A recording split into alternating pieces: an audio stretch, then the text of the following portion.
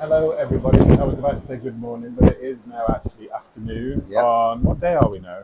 Oh, day 7. Which is Sunday, the 23rd. Yes. Yeah. On these long transatlantic, you do kind of get lose track of the days, especially when there's so many sea days. But I don't know if you can see behind me, the ocean seems to have calmed down. It's a lot more settled and quiet than it has been the last week. So we're very glad about that. Um, as I think Peter mentioned before, we're in cabin stateroom 8154, which is on the port side of Anthem of the Seas. And we've deliberately chose the port side for this crossing from the east to the west of the Atlantic, because when you're on the port side on this crossing, you'll always have the sun on your side of the ship during the day, because obviously the sun rises in the east, sets in the west, and on a sort of southerly trajectory. So we get all the sunshine all day long.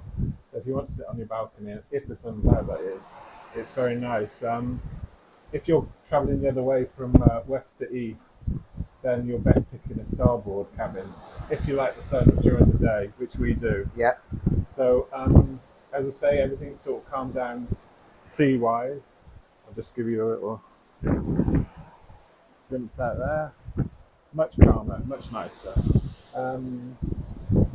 Today we've got a few activities planned. Peter's going to do the, what's it called, the iFly. iFly by Ripcord. Skydiving, basically, simulation. Yeah, he's done it before, but... Yeah, did it on land. Should have done it yesterday, but because of the weather it was cancelled, so rebooked it today. We've also got a private session on bumper cars for those with the key at 3 o'clock. So a bit of a busy afternoon, really. Yeah, we're looking forward to that. So we're going to grab some lunch shortly. And then head to the bumper cars and the iFly. Yeah. It's another formal night here on board tonight, so are we going to get dressed up? I would think we're going to try. Probably, yes. We had a good night last night in the 70s Disco Inferno. It was a bit mental, but it was really good fun. I mean, the 270 was packed, wasn't Absolutely packed, yeah. And everybody really seemed good. to be having a really good time. Yeah. Royal just seemed to do the 70s night really well. It can be a bit repetitive sometimes, but when you get into it, it's always really good fun. So we've had a fun time last night. I think it was a good time in that venue, because normally even on the Voyager and Freedom class ships, it's on the Royal Promenade, which there is a promenade, but it's not the same. So using 270 as a venue, I think is a really good idea. Yeah, it's a really good multi-purpose venue. Yeah. 270. We've been in there last night. They were playing a movie. We've been in there today. There was bingo being played in there. Yeah. There was an orchestra on the screens the other night, so it's really a multi-purpose venue. So it serves as like a secondary theatre almost. Yeah. But as I said, we're off to get some lunch shortly, so we will see you later. Bye. Bye bye.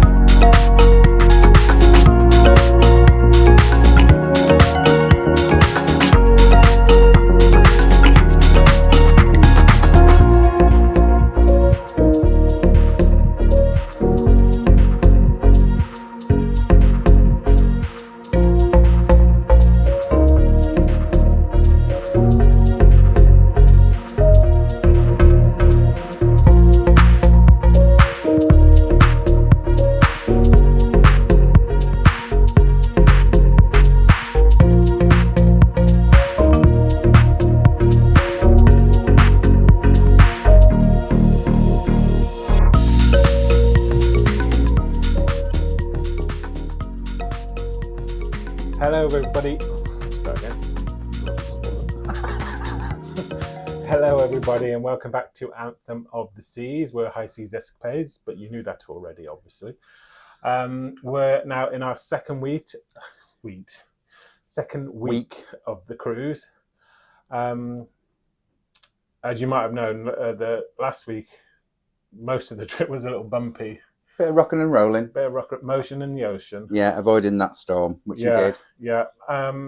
After we left Ponta Delgada on Friday, I think Saturday, it was a bit bumpy for up until tea time. Then it started to calm down, and ever since then, it's been really nice and calm. And I think Saturday night we had another little bit overnight because people kept saying, "Oh, thought the captain said it was going to be calm now." I mean, it was for me. I didn't notice that much, really. I think we got used to it by then, so we were just used to swaying here and there and everywhere. Yeah, and it was quite funny, especially if you're up in the windjammer and see someone coming with a bowl of soup. There's 2 soups. Well, it's more like the fact that they've loaded the plates up so much they're going to lose half of it, which they do all the time. You can always go back to a buffet, Yeah. So yes, like I said, we're in the second week now. Smooth sailing. Mm-hmm. We've had a really good time. Weather's been quite good. It's been really, when you're in the sunshine, it's been really nice and warm. You could easily sunbathe, no trouble. But there is a chill today. You can tell the difference as we get closer to Halifax. Yeah, we're due into Canada tomorrow morning around 8 a.m. So we've definitely noticed a bit more chill in the air. Especially this evening, it's gotten dark. Yeah. If you go out onto the balcony, there's quite a breeze as well. But hopefully, I think it's going to stay dry for us tomorrow in Halifax. We've got an excursion booked from lunchtime, a half-day excursion to Peggys Cove and the Titanic Cemetary. Yeah. Really exciting. No, it'll be. I know it is, but it doesn't really sound like fun. You know what I mean? But some people. Yeah, because Halifax got quite a connection with the Titanic disaster. I think a lot of the people that were rescued, their first port of call was Halifax, and quite a few of the dead that were recovered were buried here. Yeah, I mean, there's a maritime museum in Halifax which we've been looking to visit before, and that does have a whole section dedicated to Titanic. Anyway. Yeah, lots of artifacts from the Titanic. Yeah, so it's there's quite a connection with where we're going to the Titanic, and we did actually sail very close to the wreckage. I think it was early hours of this morning. Right, we were within a few miles of where it sank.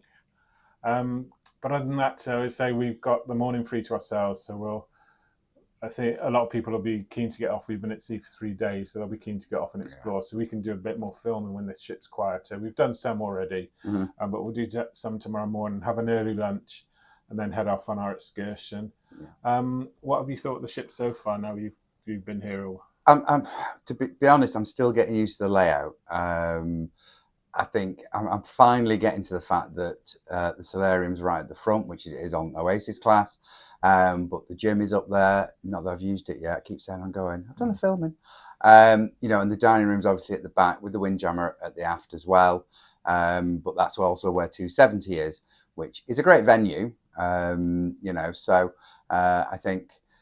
The activities, because I've done the bumper cars. Well, we've both done bumper cars. I've done them twice. I did the iFly by Ripcord yesterday. Yeah. And we were very lucky that we got on to the North Star on our day that we boarded because it's broken. Yeah, apparently. It's under maintenance. And we should have had an appointment today, which has been cancelled, and they said they'll reschedule it as part of having the key.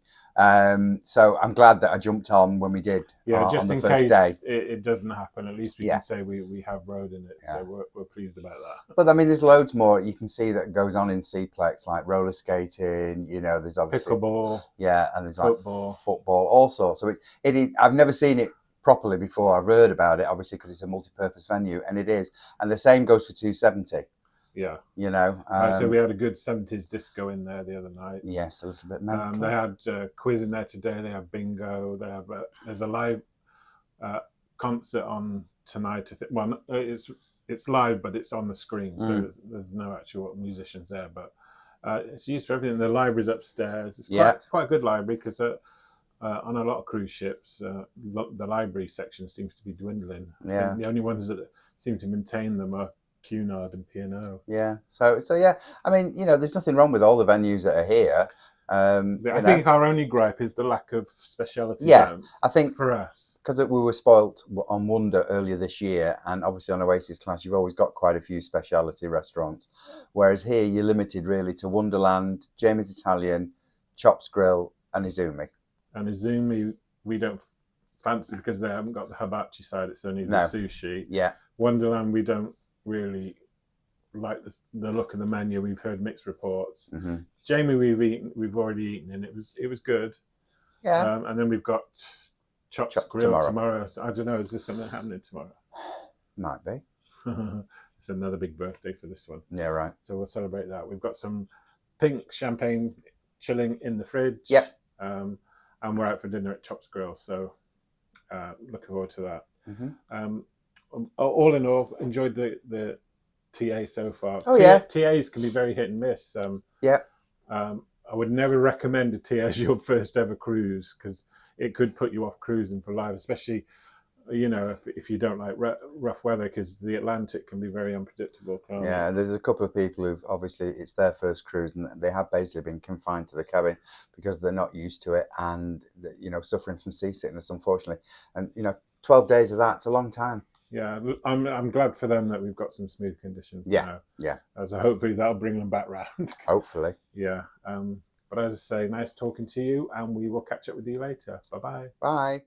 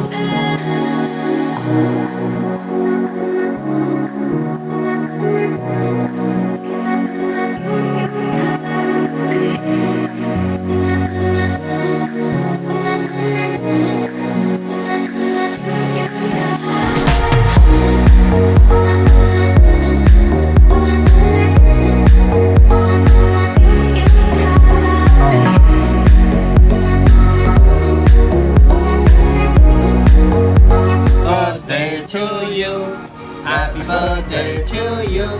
Happy birthday, dear Peter. Happy birthday to you. Thank you. Thank you. Many more.